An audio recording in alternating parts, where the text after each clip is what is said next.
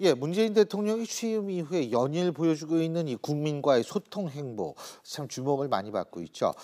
문 대통령은 오늘 국정역사 교과서 폐지와 5.18 기념식에서 임을 위한 행진곡 제창을 지시하기도 했다라고 방금 말씀을 드렸는데요. 국민은 이런 문재인 대통령의 본격적인 행보, 제대로 된 개혁이 이루어질지 희망을 걸고 있습니다. 자, 신유리 시사탕탕 세 분의 전문가 일단 나중에 한 분 더 오십니다. 세 분의 전문가 모시고 취임 사흘째를 맞은 문재인 대통령의 행보 및 대열을 갖춰가는 정부 구성 얘기 나눠보겠습니다. 자, 스튜디오에는 YTN의 김주한 정치안보 전문기자, 그리고 김광덕 전 한국일보 정치부장, 최영일 시사평론가 세 분 나와 계십니다. 어서 오십시오. 안녕하세요. 네.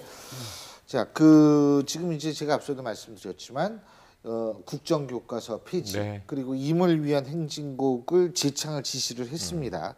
어떤 의미라고 보십니까? 임을 위한 행진곡. 네. 일단 그부터.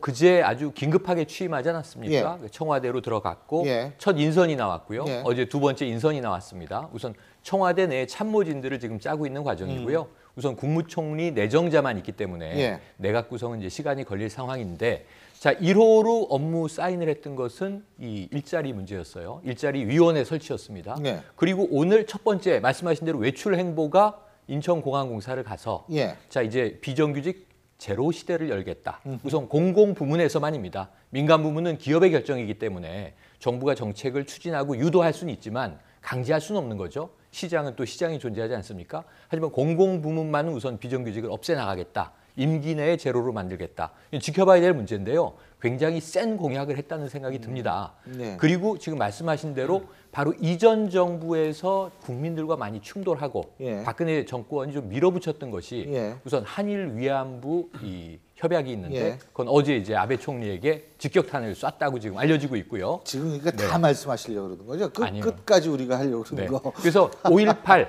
예. 우선 5.18이 다음 주입니다. 저는 예. 문 대통령 광주 행사에 참석할 것 같은데 그 첫 번째 신호탄으로 임을 위한 행진곡을 재창이냐 합창이냐 논란이 많았는데 재창하라 이렇게 이제 결정을 한 거죠.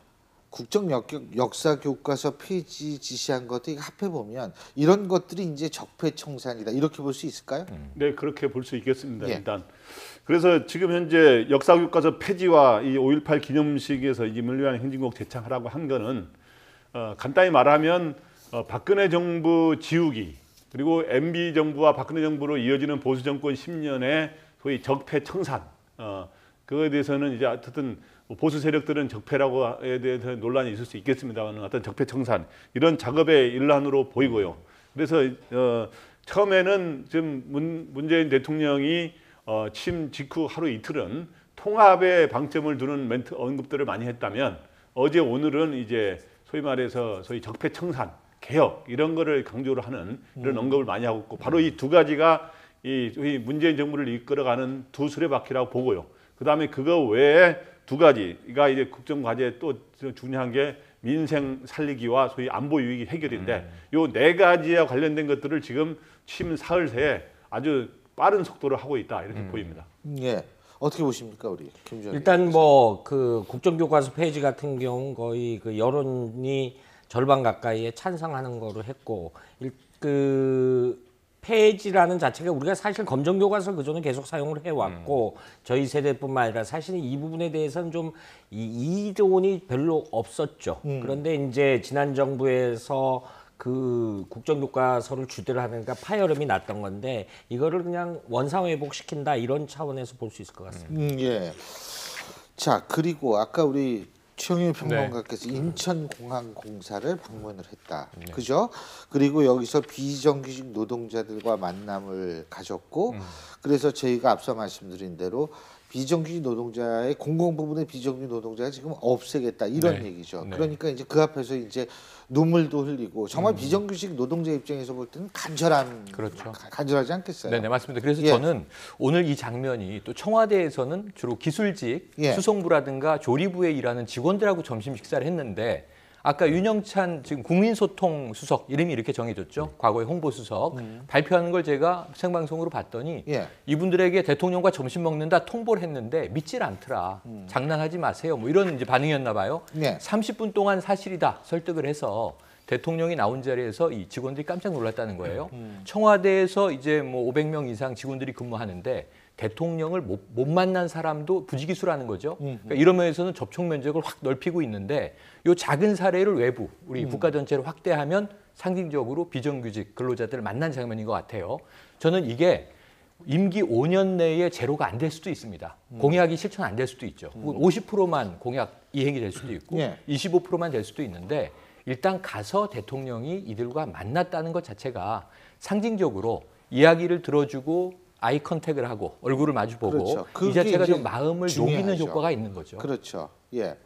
근데 뭐 그런 것뿐만이 아니고 지금 계속해서 뭐 이게 출근을 하면서 홍원동에서 지금 출퇴근하는 거죠, 네. 그죠? 이 주민들하고 셀카도 찍고 이런 행보를 계속 하는데 그리고 또 한 가지 우리가 주목해봐야 될 게 그 대통령 비서동이죠. 이 지금 여민관으로 이름을 바꿨다고 바꿨습니다. 그러더라고요. 두 분 다 청와대 출입 경험이 있으신가요? 네, 그렇죠. 네. 그죠? 그 여민관으로 바꾸고 여기도 집무실이 있는 모양이에요. 예? 네, 원래 예. 거기서 그러니까 9 to 5, 6 개념으로 보면은 예. 거기서 해야 되는 게 옳은 거죠. 본관 집무실이 아니라. 예? 그 출퇴근 개념으로 따진다. 아, 그렇군요. 그리고 여기에서도 집무실을 하는데 그러면은 광화문 집무실은 어떻게 되는 겁니까? 일단 여러 가지 장단점이 있죠. 국민들한테 다가갈 수 있는데 아무래도 그 대통령이니까 외빈들 이제 행사하는 부분들이 많이 있을 거예요. 지금의 청와대 영빈관도 있습니다.